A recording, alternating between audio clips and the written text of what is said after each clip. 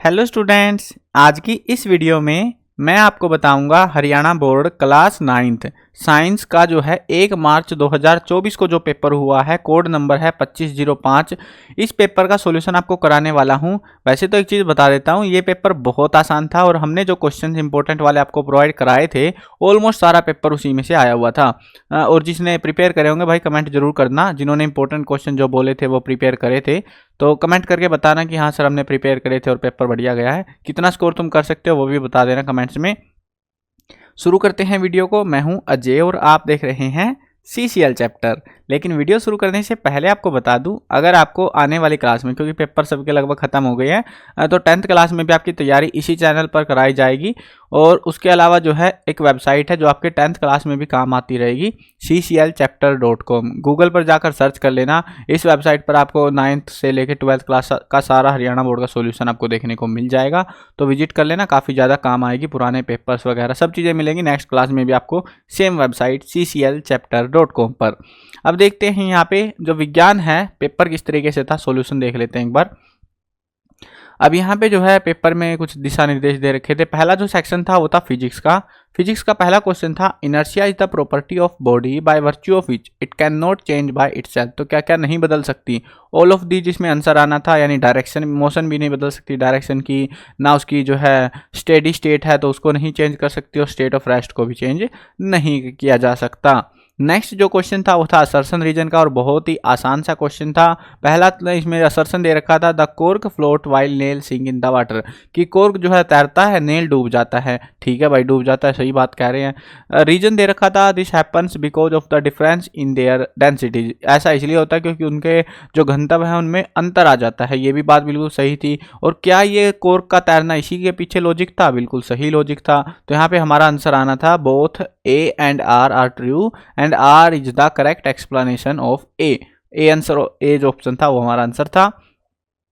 Next question था, mass of an object is 10 kg, what is the weight on the earth. Earth के ऊपर क्या wait था? ये MCQ मैंने आपको ऑलरेडी कराया था, पता नहीं 1 मार्क्स के क्वेश्चंस में था या कहाँ था, बट ये क्वेश्चन मेरे को याद है, मैंने कराया था आपको। इसका आंसर था 98 न्यूटन। सीधा था, बस ये 10 किलोग्राम की गुणा करनी थी 9.8 से, तो 98 आना था, लेकिन किलोग्राम कुछ कुछ टेप के आ गए होंगे, पता है मेरे को, तो अगर वीडियो नहीं देखी होगी वो वाली, 98 न्यूटन आंसर आना था इसका। ठीक है, अगला क्वेश्चन देखते हैं, which form of energy does the flowing water possess. ये वाला भी MCQ मैंने कराया था आपको, इसमें थी काइनेटिक एनर्जी। नेक्स्ट क्वेश्चन देखते हैं, the sound which is produced due to mixture of several frequency is called fill in the blank and is pleasant to listen. ये वाला क्वेश्चन भी मैंने आपको कराया था, MCQs में था ये, और इसका आंसर आना था आपका नोट, NOTE, नोट आना था इसका। ठीक है, नेक्स्ट क्वेश्चन है, ये हमारा 2 नंबर का था न्यूमेरिकल, इसको करा देता हूँ, वैसे आसान था। और ये वाला क्वेश्चन भी मैंने आपको इंपॉर्टेंट क्वेश्चन में कराया था। A racing car has a uniform acceleration 4 metre per second square, distance बतानी थी 10 सेकंड में कितनी ट्रैवल करेगी। फॉर्मूला लगाना था S is equal to UT plus half AT square, पता ही होगा फॉर्मूले का। तो अब U यहाँ पे इनिशियल वेलोसिटी दे, मतलब इनिशियल वेलोसिटी थी नहीं, 0 थी, जो कि बेसिकली क्योंकि रुकी हुई से स्टार्ट कर रहे थे ना हम, तो ये 0, ये वाला पूरा सेगमेंट 0 हो जाना था। 0 गुना में T था 10, 0 ही हो गया ये, प्लस में हाफ A की जगह पे रखना था 4, गुणा कर लो, और T की जगह पे था 10 का स्क्वायर। अब इसको सोल्व करना था सिंपली, और सोल्व करने के बाद आपका आंसर आना था 200 मीटर। ठीक है, तो ये इसको सोल्व करके निकलना था बस। नेक्स्ट क्वेश्चन देखते हैं, एवरेज स्पीड और फॉर्मूला पूछा हुआ था, ये भी हमने करा था क्वेश्चन। एक्सेलरेशन और फॉर्मूला ये भी हमने करा था क्वेश्चन, दोनों क्वेश्चन करे थे ये वाले भी। इंपॉर्टेंट क्वेश्चन में से बहुत सारे क्वेश्चन आ रखे थे आपके, अगर आपने प्रिपरेशन करी होगी ढंग से। नहीं करी तो भाई कोई कुछ नहीं कह सकता फिर आपको, है ना। मैं तो बस गाइड कर सकता हूँ कि भाई ये पढ़ लो वो पढ़ लो, बट पढ़ना तो फिर भी आपको ही है। Distinguish between loudness and intensity of sound, I think ये भी क्वेश्चन था हमारा। नेक्स्ट क्वेश्चन है, why do you fall in forward direction moving bus brake. ये वाला क्वेश्चन भी था, लॉजिक भी समझाया था इसका तो मैंने। पोटेंशियल एनर्जी और पावर, इसमें पोटेंशियल एनर्जी का मेरे को पक्का याद है, वो कराया था। पावर का भी क्वेश्चन था, बट अगर पढ़ा होगा तो थोड़ा यहाँ पे शायद टर्म थी या नहीं थी वो मेरे को ध्यान नहीं है, होगी मोस्ट पॉसिबली तो। नेक्स्ट देखते हैं, यहाँ पे जो है वर्क डन निकालना था, कार का वेट दे रखा है, मूविंग वेलोसिटी दे रखी है, सेम कंडीशन पे था। ऐसा ही सिमिलर कंसेप्ट एक न्यूमेरिकल था जो क्वेश्चंस में कराया था, उसमें 1000 किलो की गाड़ी थी, यहाँ पे वेट जो है चेंज किया गया था बस। नेक्स्ट देखते हैं, यहाँ पे force of gravitation between 2 object change when the distance between them is reduce to half. तो ये फोर्स के बारे में हमको बताना था। 3 इंपॉर्टेंस बताने थे, यूनिवर्सल लॉ ऑफ ग्रेविटेशन के, ये वाला क्वेश्चन भी था। उसके बाद में ऑप्शन में दे रखा था कि बैक स्ट्रैप्स के रिगार्डिंग था थिन एंड स्ट्रॉन्ग स्टिंग का, ये वाला क्वेश्चन भी हमने कराया था आपको। मतलब बहुत सारा पेपर आया हुआ था, अगर आप पढ़ के गए थे तो, नहीं पढ़ के गए तो कोई कुछ नहीं कह सकता तुमको फिर, ठीक है। ये वाला क्वेश्चन था, थोड़ा लंबा चौड़ा था ये, इसमें आपको जो है ये सिमिलर कंसेप्ट के क्वेश्चन हमने करवाए थे, 2-3 न्यूमेरिकल थे, मैंने बोला था भाई न्यूमेरिकल जो मैं प्रोवाइड करा रहा हूँ उनको कर लेना। अब केमिस्ट्री देख लो, केमिस्ट्री में 12वां क्वेश्चन जो है, temperature at which solid melt to become liquid at the atmospheric pressure is called, उसको हम कहते हैं मेल्टिंग पॉइंट, ठीक है। तो मेल्टिंग पॉइंट आना था यहाँ पे। अगला जो है 13th क्वेश्चन देखो, 13th क्वेश्चन में आपका जो है when the liquid is spun rapidly the denser particles are forced to the bottom and the lighter particles stay at the top, this principle is called, उसको हम कहते हैं सेंट्रीफ्यूगेशन। सी ऑप्शन यहाँ पे सही था हमारा। नेक्स्ट क्वेश्चन देखते हैं, विच of the following is physical change, ये हमने ऑलरेडी डिस्कस करे थे, तो बेसिक से क्वेश्चन थे, इसमें आना था ऑल ऑफ दीज, यानी melting of butter, dissolving common salt in water, boiling of water into steam, तो यहाँ पे सब जगह फिजिकल चेंज थे। कार्बन टेट्राक्लोराइड, तो इसका जो है आपको फॉर्मूला लिखना था CCl4, ठीक है। कहीं तुम अपना CCl सोच रहे हो कि CCl चैप्टर वाले की बात करेगा, CCl4 था, ठीक है। नेक्स्ट जो क्वेश्चन था ये MCQ था, ये भी हमारे जो है क्वेश्चन में से आया हुआ था। K और L सेल में कितने एटम्स रहेंगे, फुल अगर हो जाते हैं वो आएंगे 10, ठीक है। K में 2 होते हैं, L में 8 होते हैं, पता है ना ये तो 10 हो जाएंगे। कंपाउंड और मिक्सचर वाला भी हमने करा था। आइसोटोप, आइसोबार, मास नंबर, वो सारे बोले थे मैंने करने को। आइसोटोप वाले सारे लगभग आ भी रखे थे सारे वैसे। डिस्ट्रीब्यूशन ऑफ इलेक्ट्रॉन, नाइट्रोजन और मैग्नीशियम का जो है डिस्ट्रीब्यूशन बताना था, दोनों ईजी थे। उसके बाद में जो है what will be the physical state of water at 25 degree Celsius, इस पे क्या होगी, लिक्विड होगी यहाँ पे। उसके बाद में शिप हॉट, इसमें लॉजिक हमको बताना था यहाँ पे इस क्वेश्चन में। यहाँ पे ये देख लो, ये वालों में तुमने मिस डाउट रहे होगे।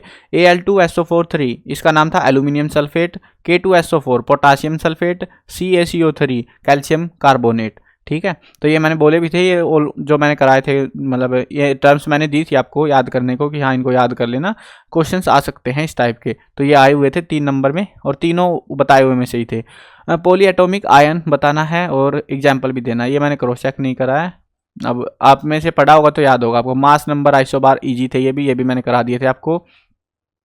उसके बाद में जो है number of electron in an atom is 8 and number of proton भी 8 दे रखे हैं। एटॉमिक नंबर बताना था, चार्ज बताना था एटम पर क्या होगा वो कैलकुलेट करना था। नेक्स्ट देखते हैं लाइफ साइंस, बायोलॉजी की बात कर रहे हैं हम। Which organelle is known as power house of cell, ये हमने करा दिया था, mitochondria power house of cell कहा जाता है। क्वेश्चंस कराए रखे थे, बहुत सारा पेपर था भाई, लगभग ये मान लो 90% पेपर जो है ना, हमने जो इंपॉर्टेंट क्वेश्चन प्रोवाइड कराए थे आपको उनमें से आ रखा था साइंस का। और मैथ में भी ऐसा ही हुआ है, मैथ में भी बहुत तगड़ा पेपर आ रखा था। Which tissue makes the husk of coconut, coconut का हस्क कौन सा बनाता है, तो कौन सा टिश्यू होता है वो, स्क्लेरेंचाइमा। नेक्स्ट देखते हैं nervous tissue is made up of, किससे बनते हैं, न्यूरॉन से बनते हैं, न्यूरॉन आना था यहाँ पे answer. Which of the following are finned fish, इनमें से फिन्ड फिश कौन सी है, ये वाला जो है ना क्वेश्चन हमने करा था, बट इन्होंने ऑप्शन बदल दिया भाई, कड़क ऑप्शन लेके आए थे, तो ये ऑल ऑफ दीज इसका आंसर आना था, भेक्टी, मुलेट, पर्ल स्पॉट। नेक्स्ट देखते हैं क्वेश्चन ग्रोइंग टू, ये वाला भी हमने कराया था question. Growing two and more crops is definite row pattern is known है, जिसको हम कहेंगे इंटर क्रॉपिंग, ठीक है। नेक्स्ट क्वेश्चन है right to common management particles of practicals of animal husbandry and farming के रिगार्डिंग था। लाइसोसोम वाला क्वेश्चन भी हमारे में से आ रखा था, ये भी हमने बता दिया था। डायग्राम भी बता दिए थे, कुछ न्यूरॉन के और प्लांट सेल वगैरह के डायग्राम बताए थे हमने 2-4, तो उनमें से था। या फिर इनमें डिफरेंस वाला, ये वाला क्वेश्चन मेरे को पक्का याद है, ये वाला आ रखा था, बताया था मैंने आपको, प्लांट सेल और एनिमल सेल का डिफरेंस वाला।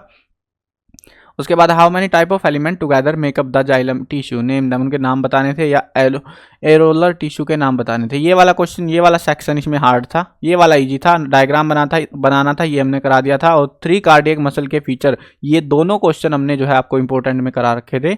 तो ये वाला सेक्शन अगर आपने जो है ना इंपॉर्टेंट क्वेश्चन करे थे, अब ये नहीं कहूँगे कि भाई ये वाले क्यों नहीं आए, देखो और में आ रखा था क्वेश्चन, आपका जो है ओवरऑल नंबर पूरे बढ़िया आने थे।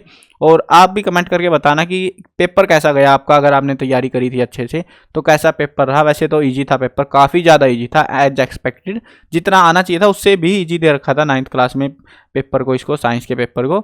और बढ़िया भी है यार, बढ़िया नंबर आने चाहिए, कोई दिक्कत नहीं है, ठीक है। और अगर आपको 10th क्लास की भी तैयारी करनी है, अभी नहीं करोगे पता है, पढ़ोगे आगे टाइम देखोगे तुम, लेकिन इसी चैनल पर आपको सारी तैयारियां कराई जाएंगी नेक्स्ट सेशन की, जो भी नई किताबें वगैरह भी कह रहे हैं आएंगी, तो सारा कुछ पता आपको इसी चैनल पर लगता रहेगा। अगर चैनल को सब्सक्राइब नहीं कर रखा है, सब्सक्राइब कर लेना, नहीं तो फिर बाद में भूल जाओगे, फिर याद नहीं आया, फिर ढूंढते भी रहोगे, फिर मेरे को कहना पड़ेगा तो फाइनली ढूंढ ही लिया आपने। चलो सब्सक्राइब कर लेना, मिलते हैं नई वीडियो में। Bye bye.